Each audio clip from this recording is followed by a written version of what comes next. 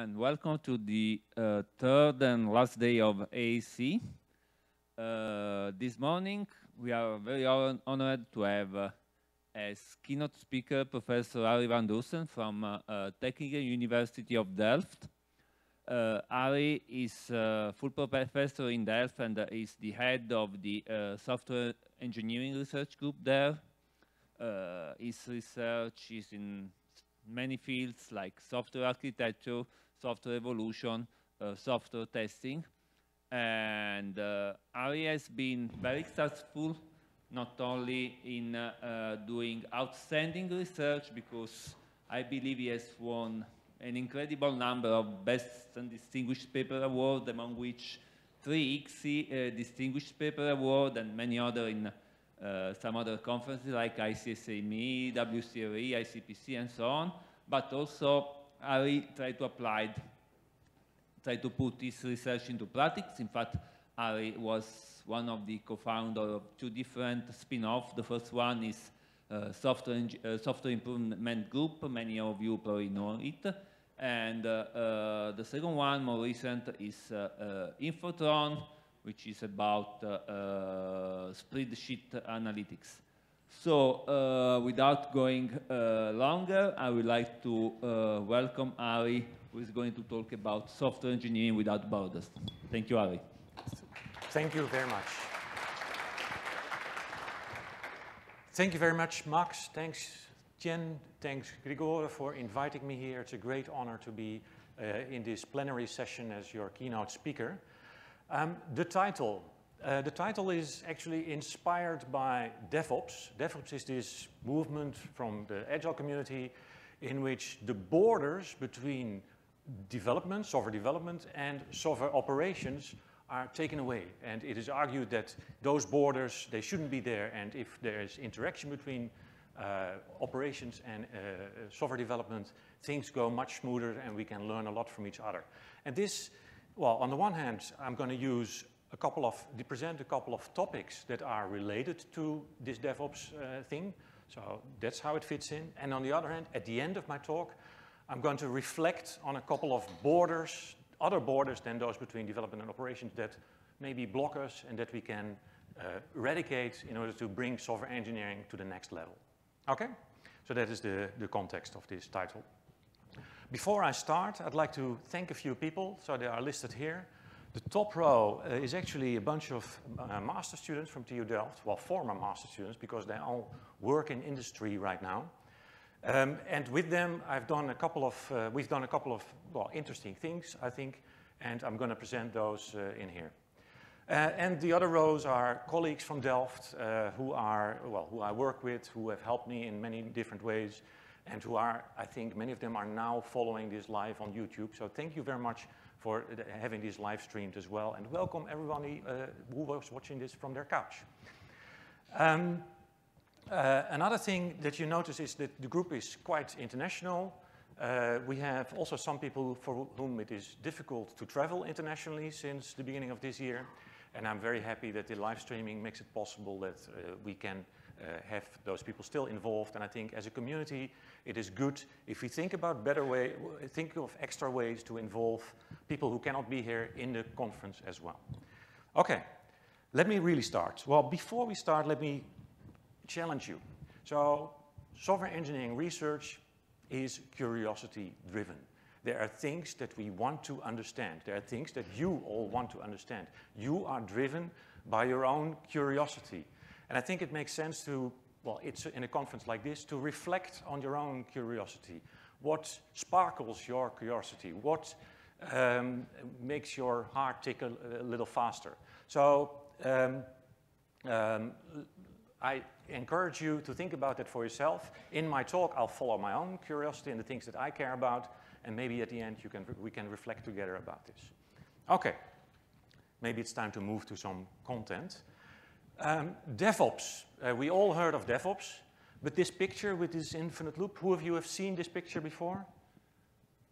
Okay, I was expecting a little more, but this is a picture that in industry is, well, it's omnipresent, everyone is following it, and it marks the connection between development and operations. So it indicates on the left There's development, and on the right there's operation, and there's infinite feedback between the two all the time. So development is learning from operation, and operation is learning from development. So development is about coding, building, and testing. And I think that's what in the automated software engineering and in the software engineering conferences really plays a key role.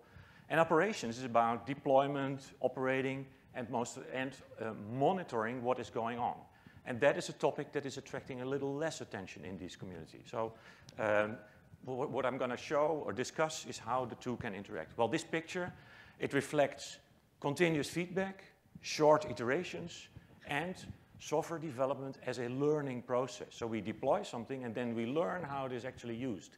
And this is a very interesting perspective. It's also quite different from the perspective that we saw in the first keynote. And when you land a Mars lander on Mars, there's no real learning process involved because either you do it right or you do it wrong and there's no second chance. That's very different from most systems. Most systems you can deploy, and if you organize it well, you can organize your learning process so that you can improve all the time. And that's a different perspective that we should also embrace. And that is, well, the essence of DevOps in a way. Okay, DevOps. The concrete industrial context that I would like to use in this talk is based on payments. And let's for now assume that they are online payments. So web applications, or web servers, and you as a customer want to pay something. So that is here on the left. We have shoppers who online buy something or buy some service and want to pay for that with some merchant. Well, they want to pay using their own, you want to pay using your own private favorite payment method. So you can use MasterCard, PayPal, you can use your own currency. In the Netherlands, we use Ideal as the payment method. So there are many different payment methods. Well, there's the merchant who's trying to sell stuff on the web. And what the merchant wants is that the payment always succeeds. So once the merchant has managed to lure the shopper into actually going to pay, then the payment process should be immediate, should yield a good result. Well, that is where specialized payment providers come in. They offer one API that allows payments to be done with the consumer's favorite payment method. Okay, so this is an interesting, challenging setting that we'll use throughout the talk. Okay? And in particular, we do that in a specific setting of a company based in Amsterdam called Adyen. Who of you heard of Adyen? One? Okay, interesting. Adyen started 10 years ago, and in those 10 years, it doubled its revenue every year. Right now, it's 700 million. One of these students that I listed was one of the first employees, so we have a long-term collaboration with Adyen.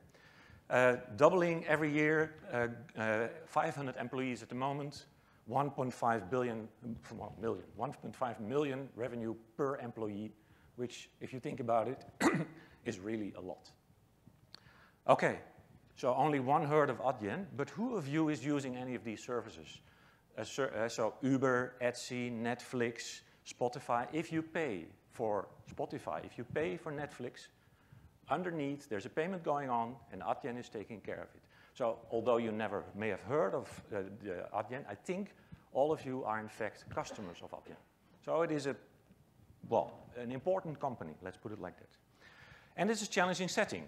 Well, if you think about this setting again, you think about the merchant, there's this payment provider in between. Well, if you think about the architecture for the merchant, what is the single point of failure here?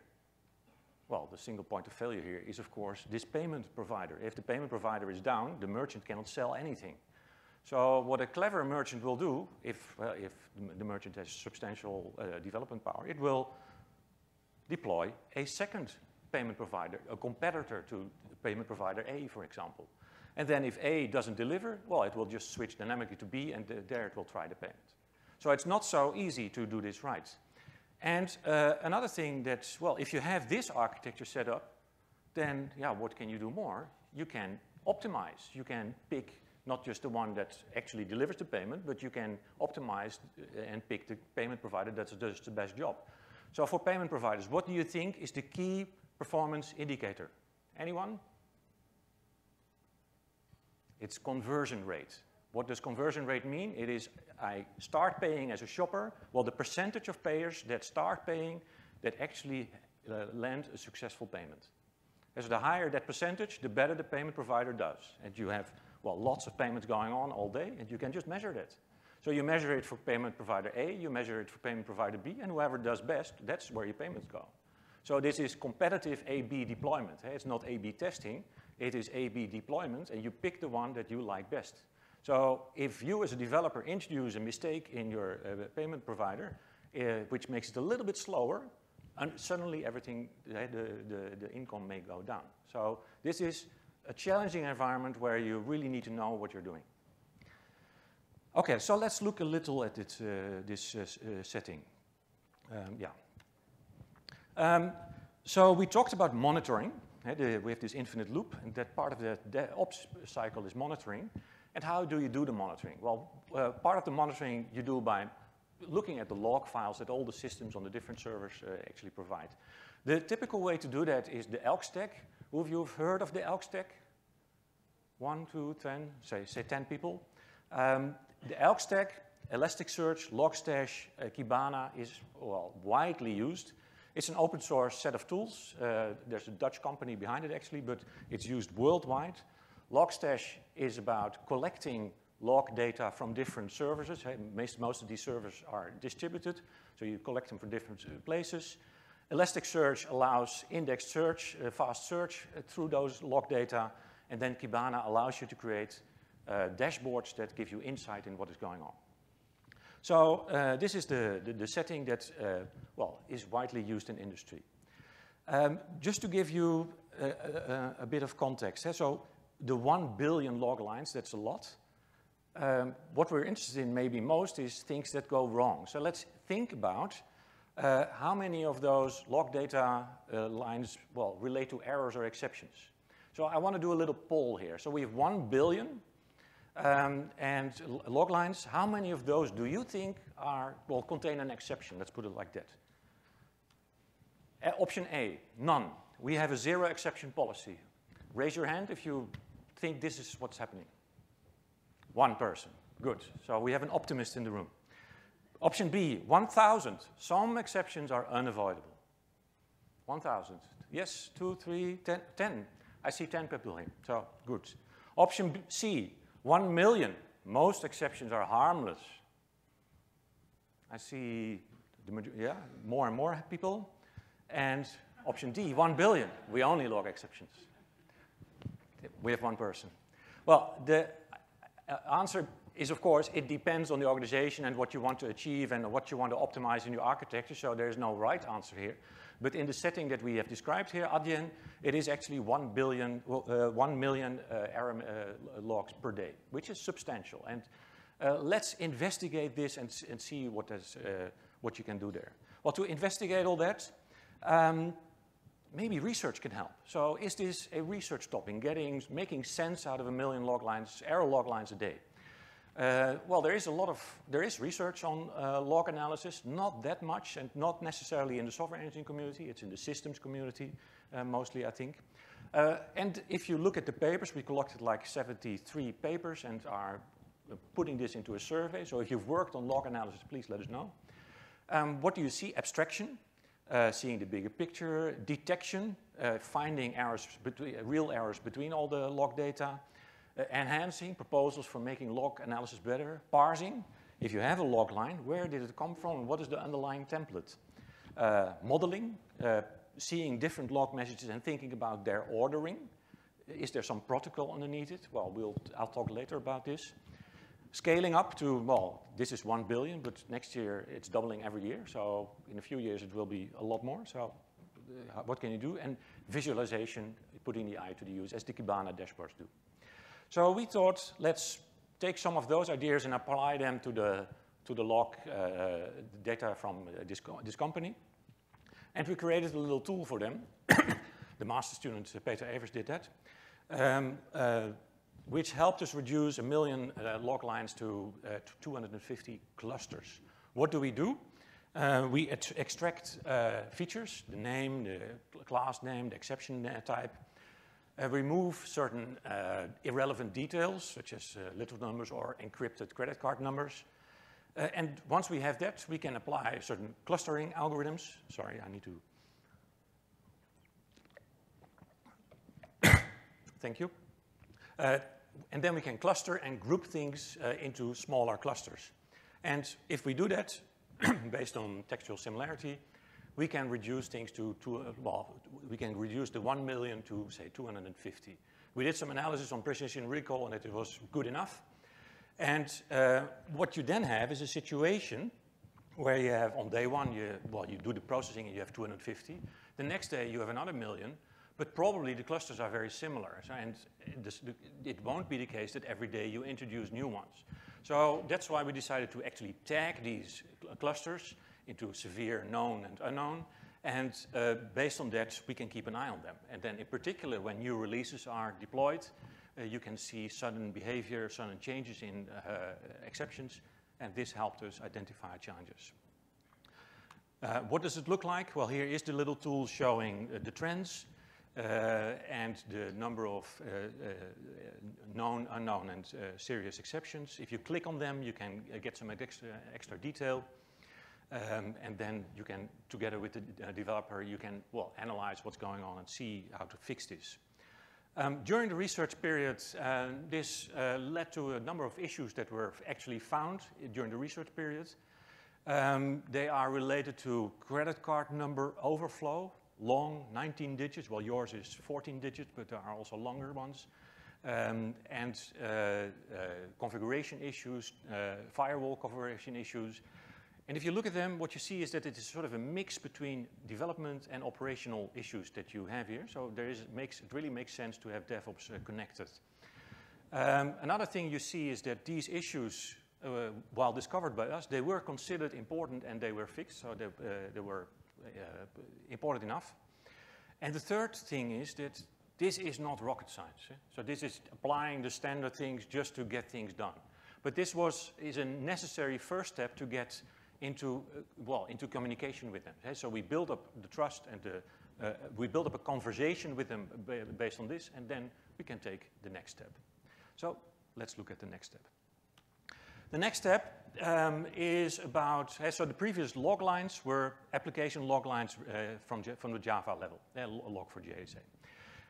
We can also look at the HTTP level and think about API integration. So Adyen offers a pretty complex payment, it offers a payment API, and payment APIs in general are quite complex because they have to abstract over those many, many different ways of doing payments. So there are methods that take like 35 parameters, and there are 150 different error codes that are returned. So challenging setting. So integration faults are easily made. This calls for some assistance towards the merchants, the integrator, who needs assistance with the way they use the API. And it may even be the case that the merchant doesn't really notice if the merchant makes a mistake, because there's this A/B thing, and if the 400s come in, they just switch to the other payment provider. So they may make the mistake, but then don't care about it because they switch. But it is, of course, quite relevant to the payment provider. So what we did was we collected the HTTP error responses over a period of a month. That was 2.5 million, and we tried to learn something from it. The way we did that was initially, a bit of a qualitative analysis, if you wish. So we grouped them together based on the same error code, but that still gave quite a lot. And then we went through the most common ones by hand and created what we call fault cases that describe common situations. They're listed here, distinguished in 4 different categories. There is the third party. So if say, PayPal is down, then you cannot deliver. So here's the case, fault case 24, ideal communication error. That's the Dutch way of paying things. So the third party related fault cases. The API provider related fault cases, those are like the 500 returns, the postcode. The API provider doesn't deliver the post condition. Let's put it in those terms. This, of course, should never happen, but, we're all human. This can happen, so there were some fault cases related to that. Then the API consumer, that is the API well, that's the merchant creating the API integration. And so those people, they are the developers who should do a good job integrating, and they face certain challenges. So the fault cases there, here the example is an Apple Pay token where there's a mismatch of 1 cent between the encoded and the non-encoded amount. So that's, well, not correct. And then, of course, there's the end user. The end user may enter a year in a wrong way or may enter erroneous data. You would expect that the end user related errors never make it to the server side because they would be caught in the JavaScript or whatever on the client side already. But of course it does happen, so that's why they are there. So this gives 2.5 million fault cases. Those again we grouped into a little smaller, less detail. Again, in the 4 categories, focusing on the API end user. Well, what you see here is the stakeholders on the left, in the middle the 11 causes that we distinguished. In the 3rd column, the supporting fault case, the number of supporting fault cases we had. And in the last column, the percentage of errors that were related to one of these causes. So what you see at the bottom is that internal and third party, luckily don't occur that often. Also that the end user related errors don't occur that often, which is also good. And that means that most of it is captured on the client side. And for the API consumer, it does happen. And of course, the ultimate goal is to help the API consumer so that fewer of those types of mistakes are made. We also did some interviews with actual API integrators, with people building those integrations. And we asked them about the severity of these things, and their message was that internal errors and third-party errors, the impact of those is the heaviest, is the most. Well, luckily they don't occur that often. And at the same time, they said the missing user input or the invalid user input by the client is the least impactful. So this confirms our intuition. We came up with some recommendations. Well, for the API consumer, naturally, handle all error codes returned by the provider. Well, that is an advice that you should always follow. But what's most interesting maybe is what the API producer can do. Hey, what can we as a servers do? Well, besides, we can document, but we can also offer a test harness, making it very easy for the integrators to actually build those test suites. Give some information on how to handle certain errors, give actionable info, and explicitly indicate when a retry makes sense and when it doesn't, because a lot of those millions are, of course, retries. And the 5th one is offer an error dashboard where the API integrator can easily see what is going on. Well, this is on the to-do list now. And another thing is, for us, API researchers. So API research is an upcoming topic. It's attracting a lot of attention, and that's rightfully so.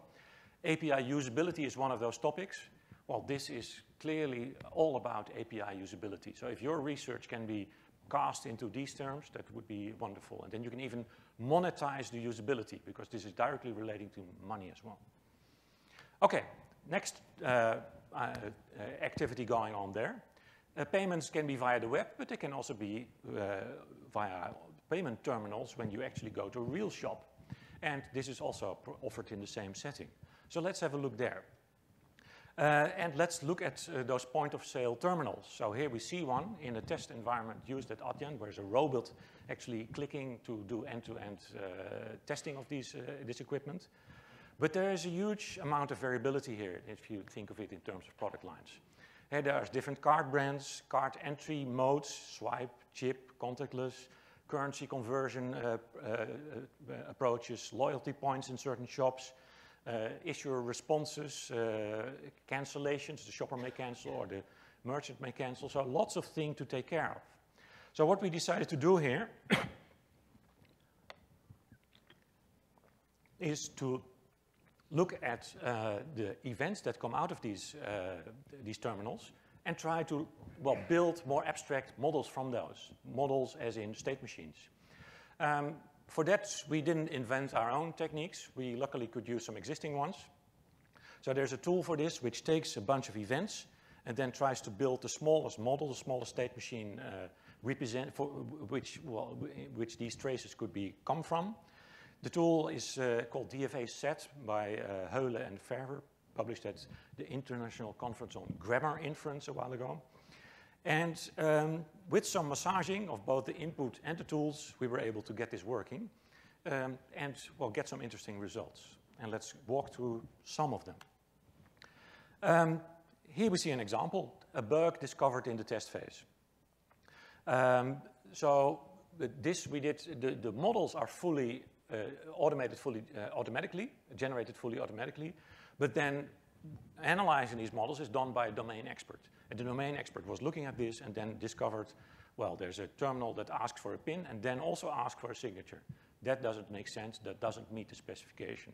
So this was discovered this way and fixed before it went into production. Other example, different chips, different cards have different chip types. And those different chip types, well, can have different implementations of the underlying payment algorithms. And indeed, it was discovered in terms of the models that that different models were derived, or different amounts of transitions were covered. So one thing that was discovered is that one card has twice as many chip errors as another. In this case, the merchants, well, Adyen itself couldn't do much about this, but they could inform the merchant and the card processing agencies. Last example, you can use these models to think about timeout problems. So this was done, and if the internet in your shop is not that good everywhere, there may be random timeouts or random problems with the network causing payment trouble. So what we did was analyze this and then come up with better ways to do retries so that the overall conversion rate of payments in the shop with flaky Wi-Fi still was pretty good. So this explains how these models can be used also for those types of purposes. This was actually quite recently done, and the student involved yesterday tweeted this, so he had written a nice little blog post about what he had done with Adyen, and I thought, well, that's a nice impression of what we're doing there. Okay, all clear so far, I hope. Then I would like to make a little switch. So far this was really closely done together with industry, so the level of software engineering industry track papers. I'm now going to switch to a few more researchy papers, which are, I think, related. And so once you have this exception in your log data, what are you going to do with it? Well, what you want to do with it is come with a test case that reproduces that stack trace as closely as possible so that you can start fixing it and then have this test case added back to your test suite. So that is what we want to do. And, well, that's how you and I also work. When you see a test case like this, you think about a candidate method that could be the cause. You try to execute the given method on a specific line, call it on a specific line, and then try to trigger this exception in one way or another. Well, if we can do this, then maybe some clever AI can do this as well. So we explored whether search-based software testing techniques could be used to do exactly this. And let's have a little look at that. That is in a tool called EvoCrash, Search-Based Crash Reproduction, where we thankfully make use of EvoSuite. EvoSuite is this wonderful tool doing test input generation, test generation for Java systems. Traditionally, EvoSuite tries to optimize general coverage. Well, and we wanted to apply it for a different goal, namely getting as close as possible to this particular stack trace. So we devised a fitness function rewarding target offending method call reached, the same exception being thrown, and stack trace similarity. And that's the fitness function, then we start randomly generating all sorts of stuff. In our initial data set random test, we make sure that methods from the stack trace are there, and also when doing the mutation and crossover, we make sure that the methods from the stack trace don't disappear too easily so that we stay as close as possible to the stack trace. Well, this we implemented on top of EvoSuite, and it seemed to work well. Let's see how you can evaluate that. We applied it to 54 open source crash reports from open source systems, mostly Apache. We selected those crash reports because we wanted to compare with the state of the art. the state of the art in this case was one using a symbolic execution. And you can easily imagine if you want to do this type of thing, symbolic execution is a natural step. Another alternative was MuCrash, which does test suite mutation. So you take a test suite, mutate it a little, and then hopefully some exceptions are thrown. And model checking was a third approach used for this.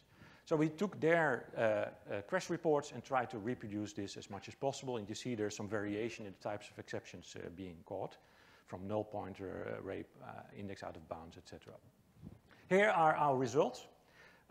Blue is the total number of reports that are available for the 4 different systems. So that is what you want to get, what you can catch, what you can reproduce mostly. Orange is Evercrash, so orange is high, and Evercrash is clearly doing a good job here, so we are very happy. And the other 3 bars are the other systems. It should be, I should indicate that not all systems applied all the, tried all the crashes, so in that sense this picture is not entirely fair, but we did, overall if you look at it, Evercrash did reproduce most of it. So let's have a look at some of the test cases, at least at one. So here we see an example taken from Ant. The top is the actual crash stack trace that we started with. At the bottom is the test case that we automatically generated. And the test case says it all. We create a symbolic link.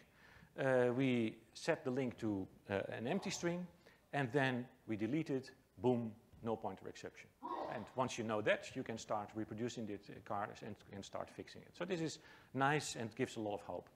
Well, this is how far this research is at the moment. Well, we are now, and this is really in the research state. We are now trying to bring it to the next state where we can apply this in practice as well, where the test suites that we generate are actually included in real test suites as well, and where these things are really used to fix real problems. But that is the next step requiring substantial effort. When I was showing this presentation to my Adyen friends, they actually quite liked this and said, oh yeah, we want to use this. So the credits are there, but now the next step needs to be done. And I think this is an important step as well. So the ICSE paper is there, the TSE paper is almost written, but the real interesting work is now only beginning. So the paper is just a small step halfway. Other topic related to this. We talked about DevOps, and operations and monitoring means that the systems are up 24/7, right? So we are talking about systems that have some persistence, some persistent state. And most systems in the real world, of course, use database. So databases are a very interesting research topics in their own right. And one topic we thought about is testing database applications. And here on the right, you see a query. Well, you wouldn't, a real query coming from an open source system. And queries like this actually occur. And we wanted to offer help in testing queries like this. And in particular, we wanted to test this. You need, of course, the right data so that you can exercise certain branches in this query. So that is what we try to focus on, getting the right data so that we can test all this. Okay? Well, a little bit of background here. Idea is to use MCDC coverage on SQL queries. MCDC coverage. Who is familiar with this? Okay, good. We're all teaching software testing, and part of that is MCDC coverage. The idea of MCDC coverage is that the outcome of a certain query is determined individually by particular conditions. Well, what is the outcome of a query? The outcome can be there are rows or there are no rows. That is the binary output of a query, so to say. And then we look at the individual conditions to see whether those conditions affect the fact that there are rows or no rows coming out of this query.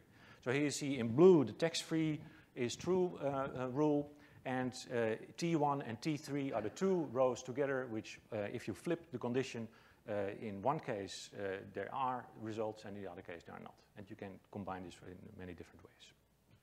Well, the idea of using MCDC for SQL queries is not ours. It is in a wonderful paper by Tuya et al. From 2010, in which they extensively talk about full predicate coverage, MCDC coverage on conditions used in SQL queries.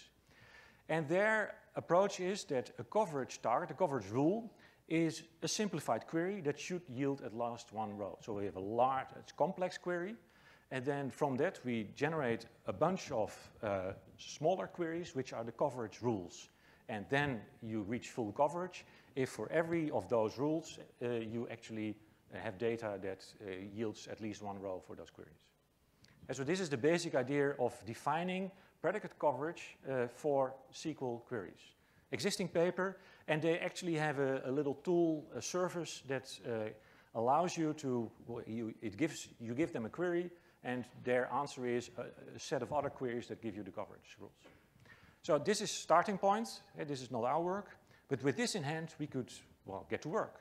And we created a tool that we called EvoSQL, test data for SQL queries. So the fitness, here we are working on the fitness of populated databases to yield one row for a given target query.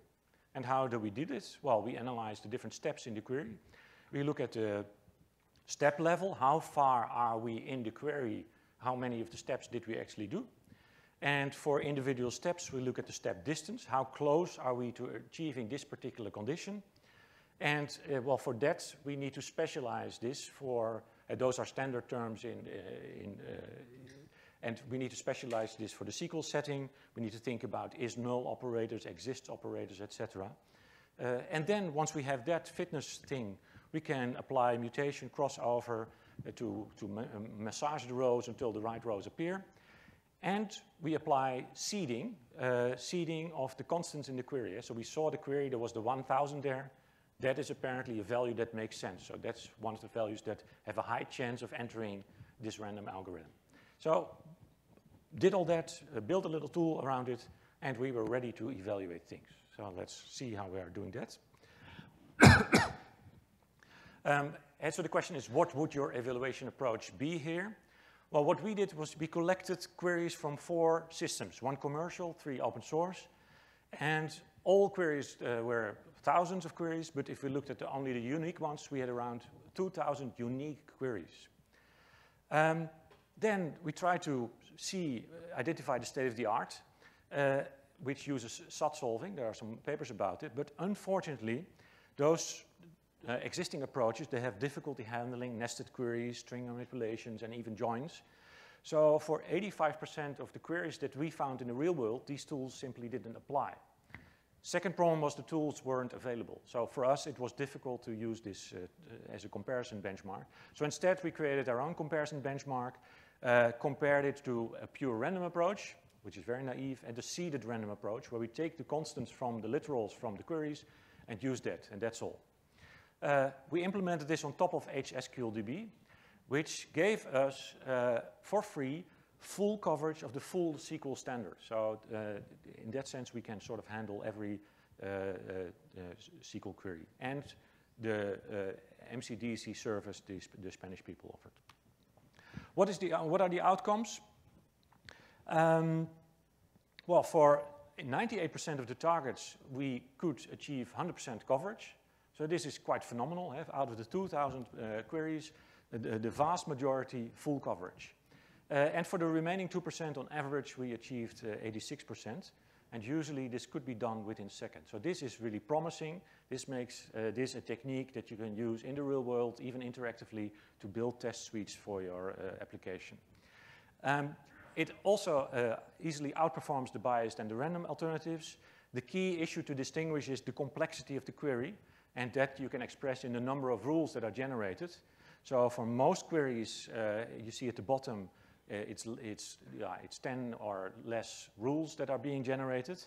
And then biased random can handle, say, 90% of those simple cases. But as soon as the query gets more complex, 10 plus rules, biased random cannot handle it, and we can easily handle this. So this gives a good perspective on using SQL queries and using search-based testing techniques to come up with test input data that you can then use to build the required integration test and even system test, where the populated database comes for free. So this is, I think, this is a real bottleneck for testing that we take away in this step. So I really like this work. Okay, all clear so far, I hope. because I would like to now, because I've covered a bunch of different topics related to payments, related to search-based software engineering, related to DevOps. Let's take a step back and let's reflect a little. So let's reflect on our own curiosity. You have thought about what drives you. You've seen me in action. You've seen a couple of things that I enjoy. I really have fun doing all this stuff. So there is some underlying curiosity. This may be different from yours. You may think, well, I'm not this practice thing. It doesn't really bother me. And I'm more into topic A. But formulate your own. Let's do that. So I'll formulate mine. And then we'll go through a bunch of borders that may block us. So here's and this is the vision of software engineering, of having, well, we look forward to having informed, data-driven software development with continuous feedback between operations and development. And so this is the loop again, where this reflects informed, data-driven software development, where we try to learn from all the steps there. So this means that in the software engineering steps, all the iterations, we learn continuously. And in the operations, we learn continuously, but there's also learning all the way between them. And it is our mission, our job, to develop the theory and the technology and to advance this theory and technology to actually make this happen. And so this is what we are all working on. And your story may also fit in this story. And if it doesn't fit, then it's time for you to think about your own vision and mission and what you want to fit in. And this can be, well, this is something that can yield results in, say, the next year, but it is also a 10-year thing where doing this fully will take a while. Well, what are the roadblocks, the borders that are against us here? What are the borders that we need to tear down? Well, one of them is that operations is underrepresented in software engineering research. I talked about this, and hopefully this will change in the near future, also thanks to the growing importance of the DevOps. The interesting thing is this is the Automated Software Engineering Conference. Operations is actually all about automating everything.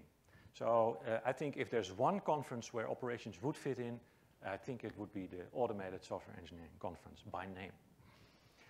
Another thing border is our discipline. So to make true progress, we software engineers, engineering researchers must embrace other disciplines. So in my talk, we encountered databases as another discipline and distributed systems as another discipline, and even AI as another discipline. And many of you are also working on other disciplines. Well, we need to embrace those. It is easy to pay lip service to this.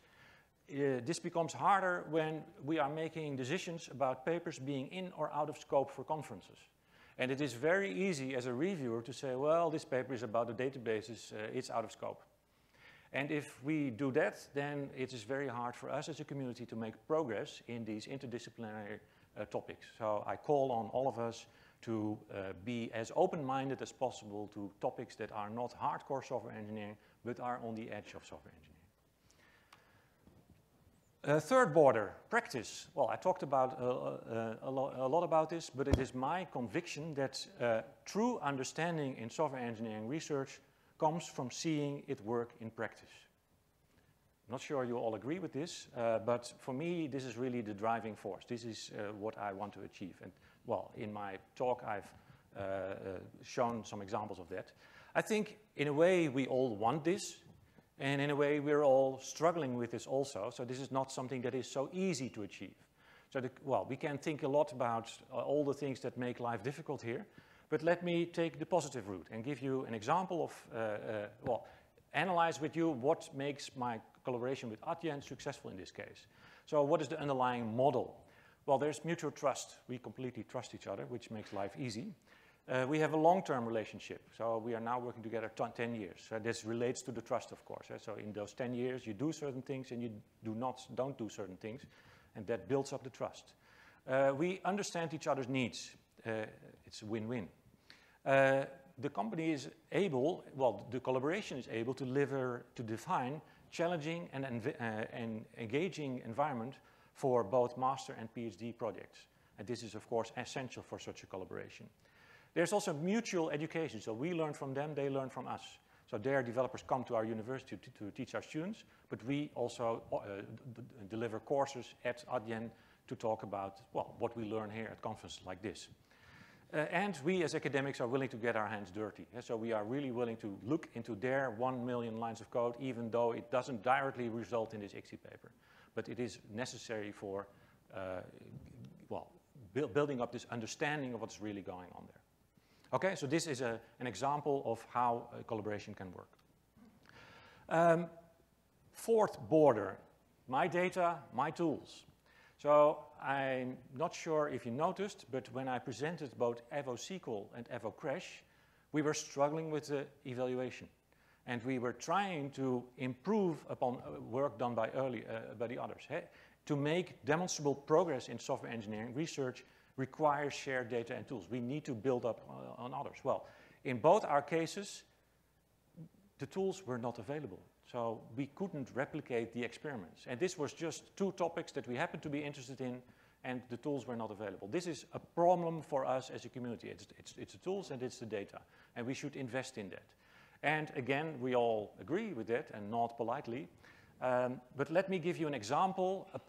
Instead of being negative, let me give you a positive example of how things can work out if you invest in this. And that is not directly related to this presentation, but it's about GHTorrent. So who of you is using GHTorrent? You see all hands up, so that's good. So GHTorrent is this incredible success story created by Georgios Gousios. It's a scalable, queryable, offline mirror of data from the GitHub REST API. It started in 2012, and it has collected terabytes of data so far. Per hour, 2 gigabytes. So during this keynote, 2 gigabytes of data were collected by the services offered by Georgios. So this is about a data set, but a data set is not a zip file that is stored somewhere. A data set is, well, in this case, it's a service that is continuously online so that you can work with this. And he invested this because he wanted to understand, so his curiosity drove him to do this. But then you started using all this, and there are now hundreds of users, hundreds of papers, mining challenges, industry picked it up. Microsoft is even donating money because they are so happy with this. And because Georgios was one of the first to have this data, and he was in our group, we worked together on actually using this data, so out came a couple of ICSI papers that were quite influential in the end.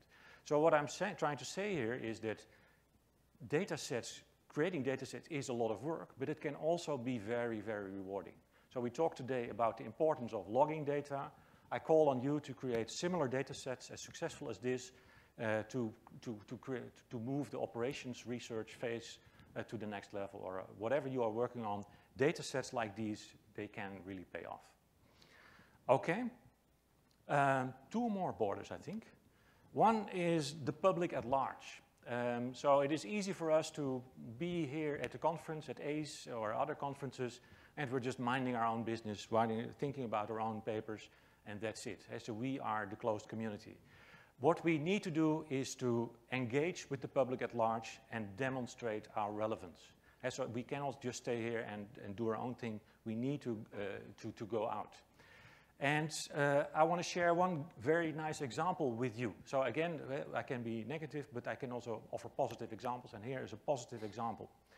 And the positive example is this, the morning paper. Who of you knows about this thing, the morning paper? 1, 2, 3.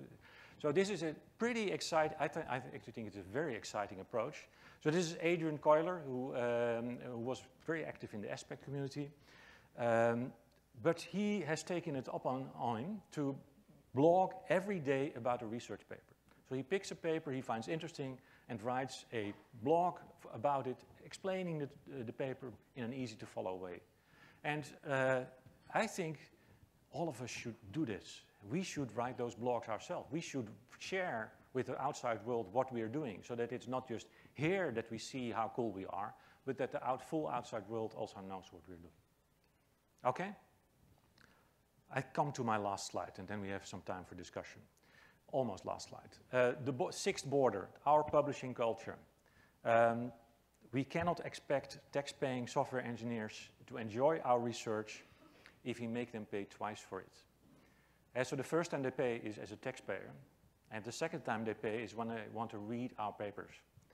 And I told you about the importance of engaging with the outside world, engaging with developers, and I don't understand why we hide our papers behind these paywalls. So I really call on all of us to make it happen that we embrace open access as well. And this closes my presentation. Thank you very much.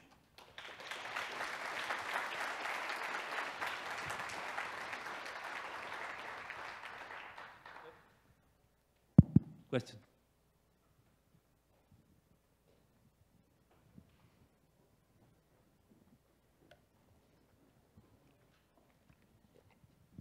Thank you very much for your interesting talk. I very much liked also the bit about logging, and but there are some challenges here which you didn't address, I think, or sometimes only a little bit. The logs contain confidential information in many cases, and there is a privacy issue. So I was looking for our application development for how to encrypt them and still have some ways to access the important information. Have you told us about encrypting credit card numbers, but I think that's not enough for addressing privacy issues. This is a very, very important question indeed. And this is, I think, actually also one of the reasons why research into operational aspects is not really picking up, because the data sets are difficult to obtain, and the privacy-related things is, of course, one, and the other is commercial interest. So even the companies don't want people to see what's happening. Naturally, Adyen is, companies like Adyen are very concerned about their data and have very strict rules concerning privacy and who can access what. So the way to phrase this, I think, that this is an extra research challenge for us that we need to address also. How to organize such logging that where needed, developers can find the relevant information and that the privacy-related information is not disclosed. But I don't have the solutions here. This is an important problem.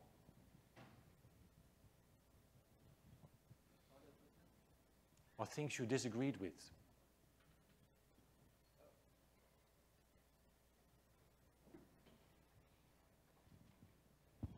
Thanks for the talk.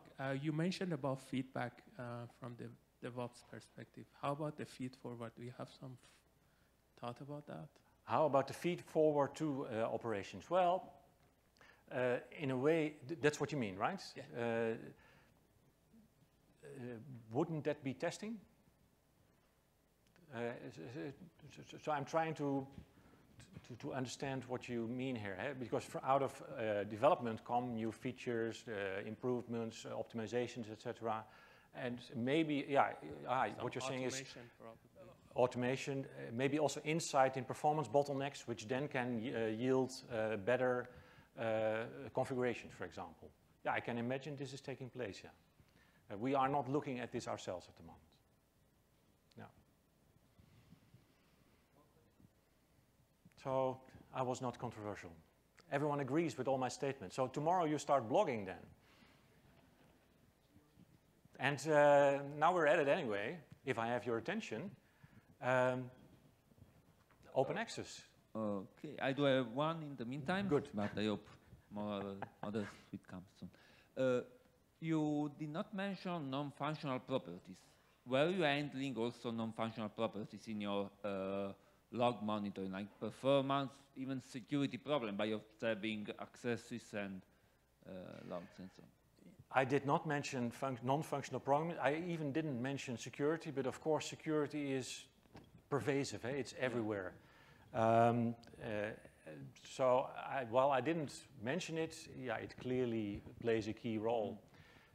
And also insight in the log data is important to understand security properties. So clearly work is going on there, but well, that's how far we are at the moment. All right. Yes, there's a question there.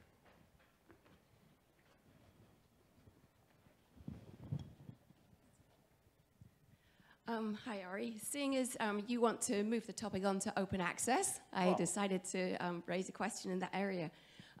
So I know this is something of particular interest to you and obviously to all of us because we want our work to be publicly accessible. It is a fact, though, that there are new models in which our papers are able to be accessible, for example, through the conference websites and things like that. So they're not totally hidden behind a paywall anymore.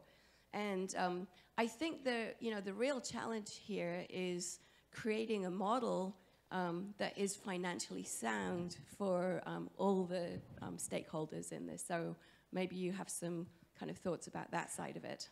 Yes, and so the financial side of this is that our universities, your universities, my universities, they pay subscription fees to the publishers, right? That's how ultimately most of us are able to see the published papers. Well, what my university wants, what most Dutch universities want, what most European universities want, is they are willing to pay for this. They are willing to pay to publishers. They do that already. But what they want to do is to pay and see the things publicly accessible. So they want to pay, they are willing to pay, but it should be golden open access. And this is going to happen. So the universities and the governments, they are going to either fight with the publishers or there's going to come some agreement, but this is going to happen. So that's the financial side of it. Yeah, there's Marcia. No? Yes. Thanks, Jane, for raising the question of how we pay for all of this. NSERC, which is the Canadian Granting Agency, started actively telling its researchers to pay for open access, but without increasing the overall amount of money that they give out. So, this level of, yes, we want open access, but no, we're not willing to pay for it, is nice, but not productive. At least not easily productive. Some conferences that I'm involved in, specifically ETAPS, started actively thinking about asking conference registrations, or basically putting in a piece of the conference registration towards making sure that all papers published as part of this conference are published open access. So the attendees of the conference are paying for the open access, which is obviously a different system from the granting agency or the university. Any thoughts on that? ETAPS is doing a great job indeed in making it open access via Springer, reasonably affordable. I think SIGPlan is also doing a great job in making things, most of the SIGPlan conferences are open access indeed. SIGSoft is not doing that. And the question is, why is SIGSoft not doing this, and who has the most important stake in this? I actually think that SIGSoft, the software engineering special interest group of the ACM, should be pushing this more even than SIGPlan, because what we as software engineers want is to involve actual software engineers in our research who are practitioners working at different companies. So we want them to be involved. We need them to evaluate our research. And why don't we do it while SIGPlan is showing us the way? So SIGSoft should lead rather than follow here. And ACM, SIGPlan is showing us the way. Did I answer all your questions? Good enough. There is one other thing that I would like to say. So I was saying that, I can go on for a while about this, but I was saying that the universities are willing to pay to the publishers, but the universities around the world, they also noticed what the profit margins of the publishers are. And usually these profit margins are like 40%. That's profit margins about the same as Apple does, or better even. And what the universities are saying is that it is unfair that taxpayer money is 40% of that is directly going to the pockets of the shareholders. So the universities will also, in that sense, lower their amount that they are willing to pay. But it is still a business model that is affordable for these publishers. So in that sense, it is doable. I'll stop. Last question here. Hi, sorry, this is not going to help you with stopping, but so maybe this is a naive question, but why do we even care about these companies? Like, I have no interest in like Elsevier publishing our papers or any of this, right? I care that our community sees the work that I do and other people can use it. So why don't we just cut them out entirely and publish our own papers. We don't need profit margins on any of this, right? Like, I think you're sketching the future, actually.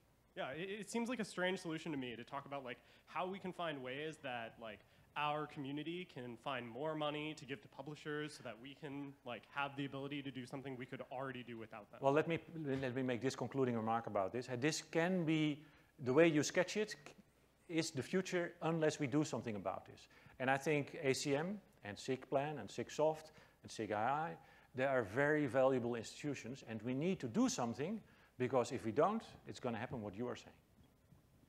Okay, so I believe this is a super controversial topic, and I suggest we continue doing the coffee break. Otherwise, we will probably skip the rest of the conference. We continue to talk about this. I would like to thank again Ari for his great talk and give him a nice gift. Thank you very much.